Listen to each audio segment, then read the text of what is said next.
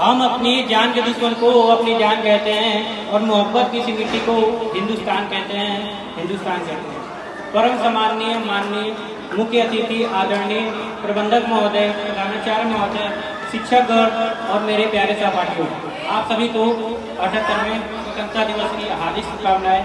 मैं समीर अली, कक्षा 10वीं का छात्र, आपके सामने अपना विचार रखना चाहता हूँ जो आज़ादी पर। आइसक्रीम आज़ादी का असली मकसद वही समझ सकता है जिसने कभी गुलामी किया हो। हम स्वतंत्र भारत में जन्म लिए, यूँ तो आज़ादी का लौ 1857 में ही जल चुका था, जो कि वर्षाल बनकर 1947 में हमारे देश भारत को आज़ाद कराया। प्राचीन, मध्यकालीन और वर्तमान भारत के उदाहरणों से मैं स्पष्ट करना चाहूँगा कि जब हम फिरंगियों के फेरे में फंस गए थे, तब रंगदे बसंती चोला की आवाज पूरे टोले के टोले उमड़ आते थे और उनके वंदे मातरम के नारों से खून में आने वाले 5-5 डिग्री का तूफान भी अंग्रेजी शास्त्रों के जिसमें तूफान आ जाता था। उस वक्त लोग मर जाते थे, मिट जाते थे, फांसी चढ़ जाते थे, वो भी अपना देशभक्ति साबित कर रहे होते थे, क्योंकि ये उस दौर की देशभक्ति उसके 62, 65 और 71 के युद्धों के में अपना सुहाग गवा देने वाली औरतें जब उनके घर के हालात ये हो जाया करती थी कि प्यार भी भरपूर गया, मांग का सिंदूर गया, प्यार भी भरपूर गया, मांग का सिंदूर गया, नन्हे नौनिहालों की लंगोटियाँ चली गई, छोटी छोटी बेटियों की चोटियाँ चली गई। ऐसा एक विस्फोट हुआ, पता ही चला नहीं पूरे जिस्म की बोटियाँ चली गई।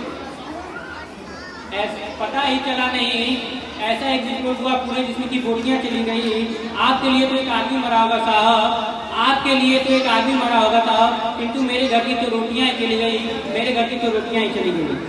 मोहब्बत रहमान किसी को तो कुछ भगवान लिखते हैं, मोहब्बत रहमान किसी को तो कुछ भगवान लिखते हैं, मीठा हासी अपने इश्क की पहचान लिखते हैं, मगर हम मटानों के बेटे बहादुर सरहद पर हिंदुस्तान लिखते हैं, हिंदुस्तान लिखते हैं।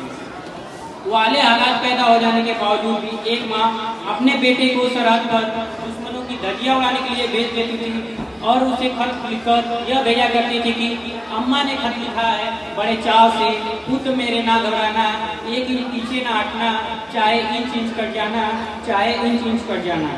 इस तरह पूरा परिवार अपना देशभक्ति साबित कर रहा होता था। तब देश बलिदान मांगता था, देश लड़ जाने को कहता था, देश मिट जाने को कहता था, देश फांसी चढ़ जाने को कहता था। लेकिन आज देश लड़ जाने को नहीं कहता, मिट जाने को नहीं कहता, फांसी चढ़ जाने को नहीं कहता, किंतु मेरे विचारों में जो व्यक्ति अपना काम पूरा ईमानदारी, पूरी मेहनत और पूरी लगन से करता है तो ये सच्चा देशभक्त है कि किसी से भीख नहीं मांगी, किसी से भीख नहीं मांगे, हमने अपने बाजुओं पे तिरंगा लहराया है, किसी से भीख नहीं मांगे, हमने अपने बाजुओं पे तिरंगा लहराया है। और हमारी खुददारी क्या पूछोगे, मौत सामने थी फिर भी हमने दुश्मनों को पानी पिलाया है।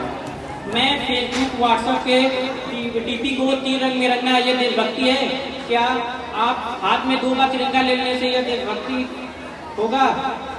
मैं पूछना चाहूँगा कि वो बच्चा जो ट्रैफिक की छांव में